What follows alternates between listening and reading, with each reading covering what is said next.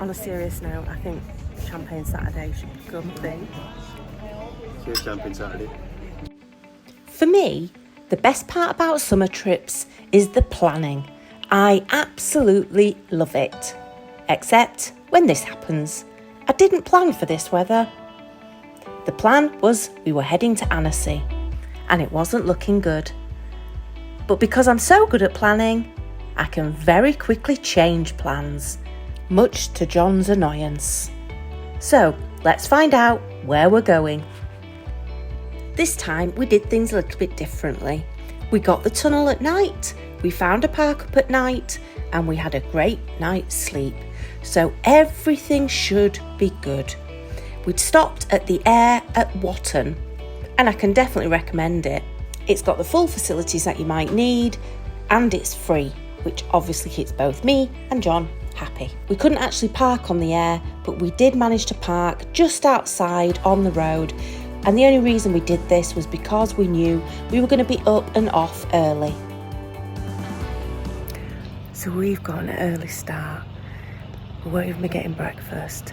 We're heading straight on to the next stop. As we arrived at our first stop, I wasn't quite feeling it. I was a little bit tired, I was a little bit grumpy, so I handed my reins over to John. Here goes.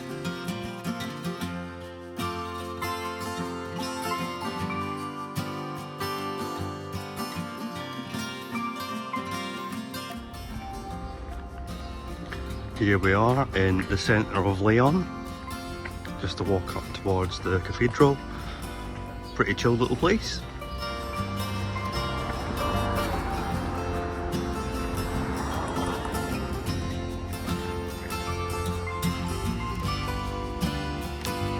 Well, here comes the little train in Laon.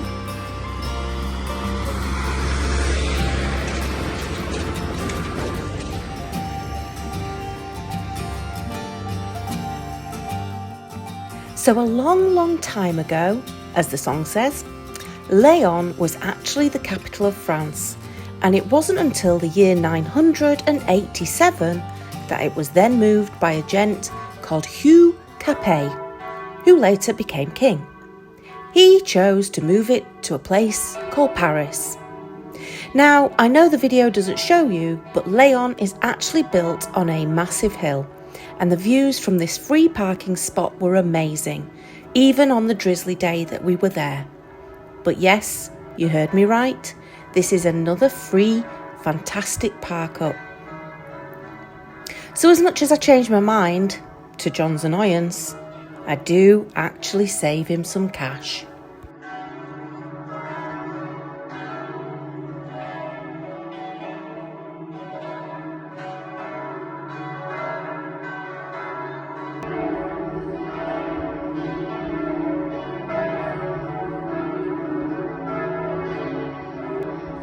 Well, here we are wandering through Laon with the church bells that have been going for the best part of 10 minutes now. I'm not sure what the occasion is, but it's been pretty impressive. Oh, it's just what we need. A boulangerie. This looks like the funicular that goes into the bottom half of Laon, and it is quite steep, so I can see why people would use it. Looks pretty decent, although not in operation today. Just wandering back to where we've parked up now. Not sure quite how many steps I put in, but it's a decent little wander around this town. Pretty steep in places.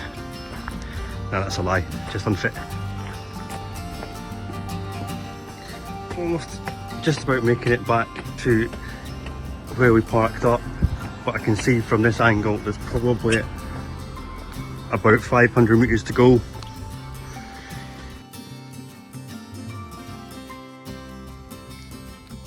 So this is Laon. It's about 2.5 hours from Calais. Great little stop in the Champagne region. This aire has got 6 pitches for motorhomes, camping cars. Great view. It's free, and if you wander around here, you can head off to the cathedral and have a wander around town.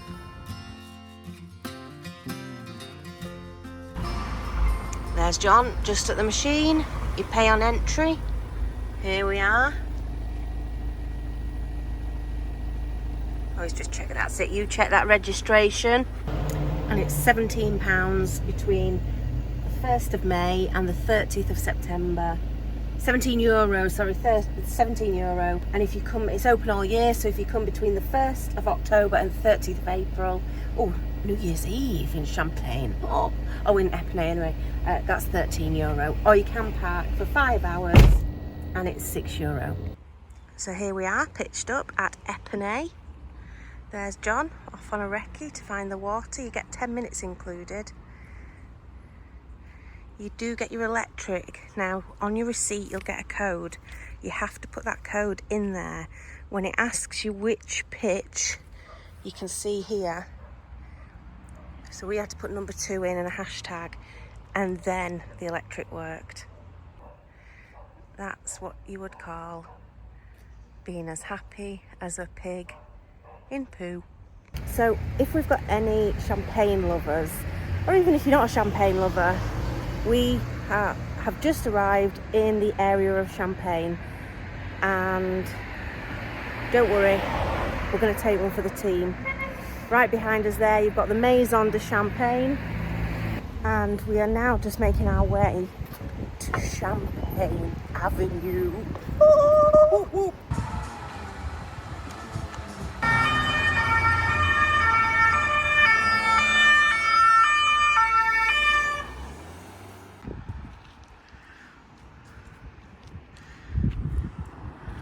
What did you say, John? This one's for sale?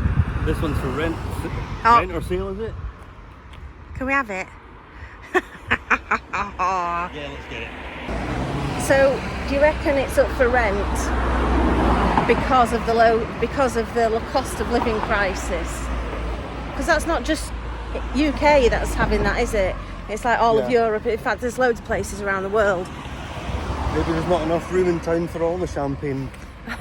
Oh yeah, maybe. I wonder who's best.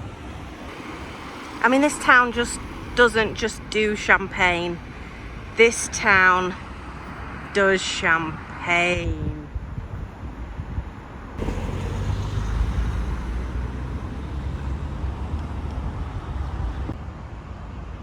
I bet it's closed now.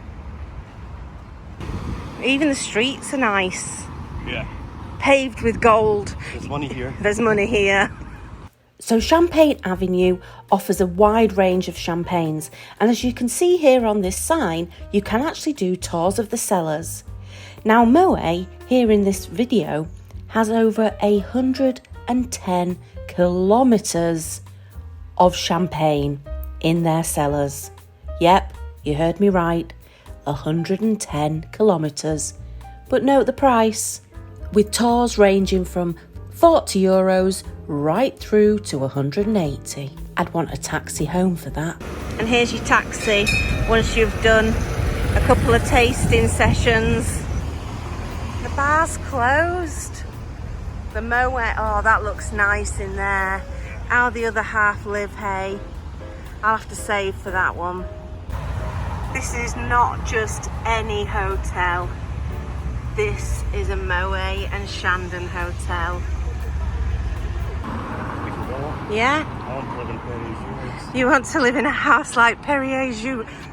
Perrier-Jouet. Perrier is like sparkling water, isn't it? So does Jouet mean to get drunk? I wonder if that's the two names of the owners. Oh, Perrier-Jouet. yes. Like Yeah, that's nice.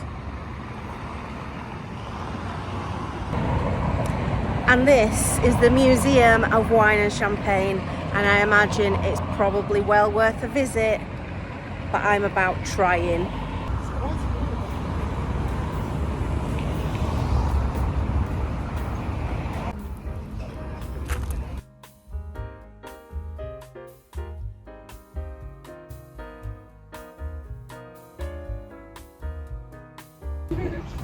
And I know what you're all thinking. We're not going to let the team down. We are a little bit, because this one goes well with oysters. Oysters. Yeah, I've got the Prestige. John, you've got the Dom Picard. Yeah. Because I know my champagnes. I'm before a lesson on a lesson in champagne too. Oh, I like champagne. On a serious note, I think Champagne Saturday should become a thing. Here's Champagne Saturday. Now, the residence of Champagne is having some work done, so it's not as pretty as it looks. But they've got a great view. Walking down Epernay's iconic Avenue de Champagne, you can't fail to notice that this is home to some of the world's most famous champagne brands. Some of those I've already shown you. Champagne Avenue, the famous street located in Epernay, or known as the capital of Champagne, is now, since 2015, on the UNESCO World Heritage List. And at only 1 kilometre long, it's one of the most expensive streets in the world. I think this has been my favourite so far. Michel Gonnet. It's pretty in the garden there, look. But a lot of these places are closing. It's only 6 o'clock.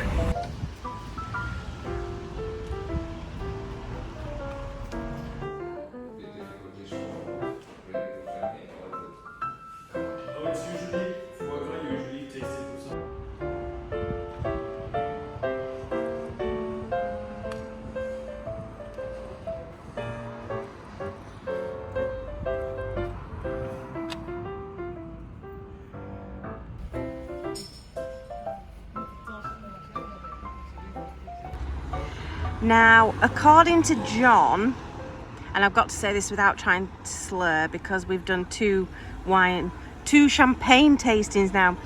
Paul Roger is the champagne that was drunk by Winston Churchill. And if you don't believe me,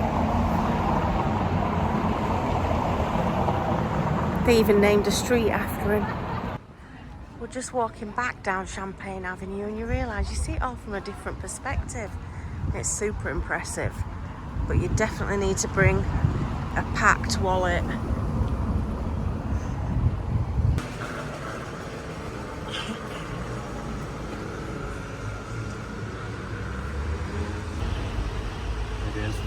There he is, yeah.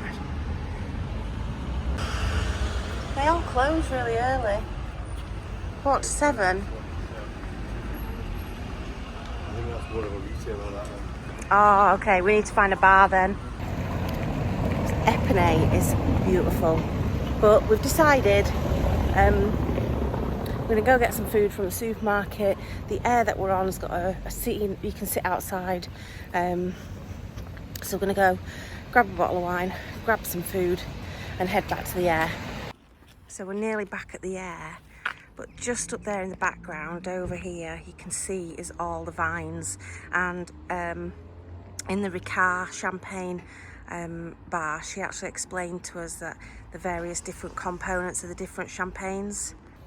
So some of the champagnes we tried had, like that last one I had was 50% Pinot Noir, and that comes from a certain region of Champagne.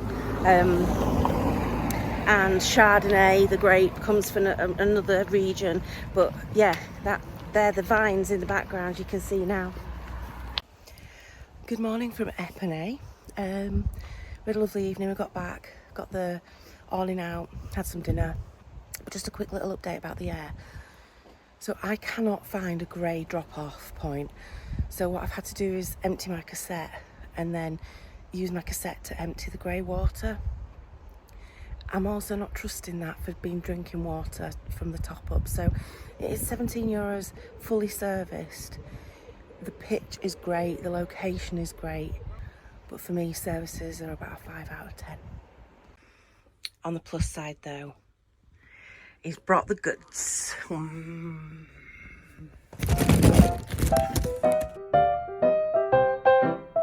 Burn, burn, bone.